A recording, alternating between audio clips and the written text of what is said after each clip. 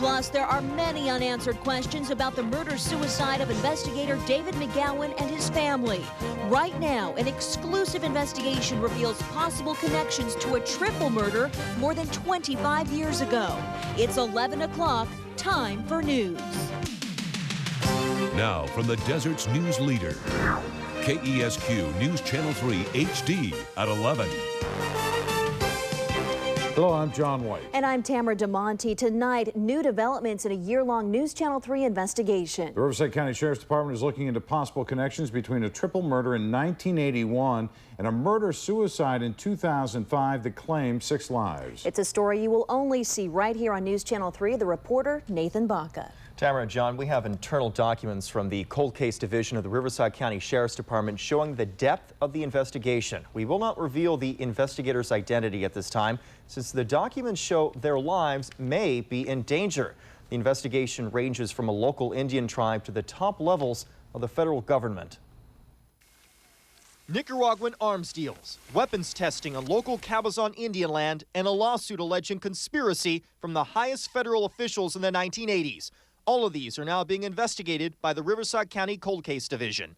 On July 1st, 1981, Fred Alvarez, his girlfriend Patty Castro, and friend Ralph Boger were shot to death here on Bob Hope Drive in Rancho Mirage. There was a house here that has since been bulldozed. Nobody was ever arrested for the shooting.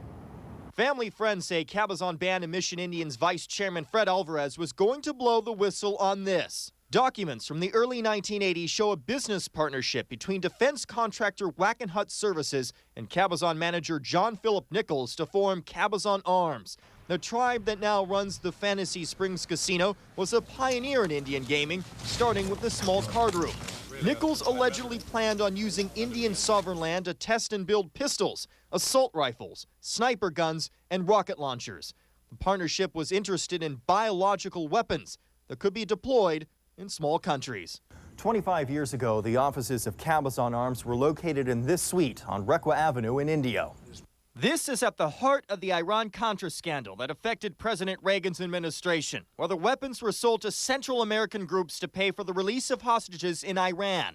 These documents show that some of these weapons were developed near Indio.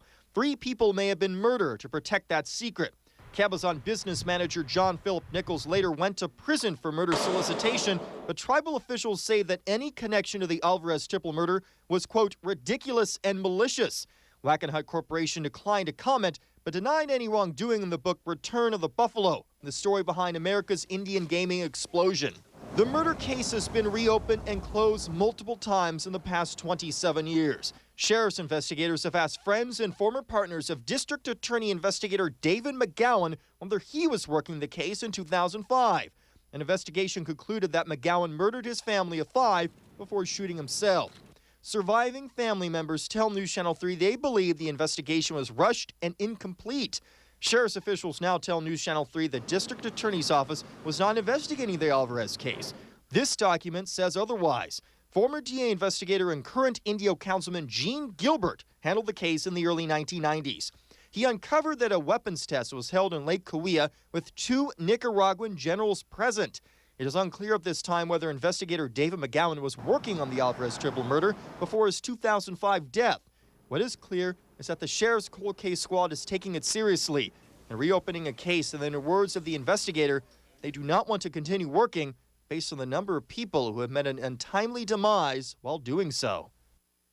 The Cabazon Band of Mission Indians has not responded to our questions. There is still a lot more on this investigation. Our next report will focus on the importance of a stolen computer database in the 1980s and how a journalist may have been murdered after uncovering a local connection to a massive political conspiracy. You can find more exclusive coverage of our investigation on the web at KESQ.com. On our homepage, click on the banner that reads Inside the DA's Office and Desert Hot Springs Police Department. John, Tamara, it seems like every time we do a story on this, we always seem to uncover some sort of new twist on this case. How big is your file now? Basically, we have 2 desk drawers full of information. We've got a lot of documents. Some of the documents we've been releasing throughout the 30 parts that we've been doing. Some of them we haven't been releasing just yet because we're talking the identities of some people that are in serious jeopardy. Gotta be careful. Information. Okay, thank you, Nathan.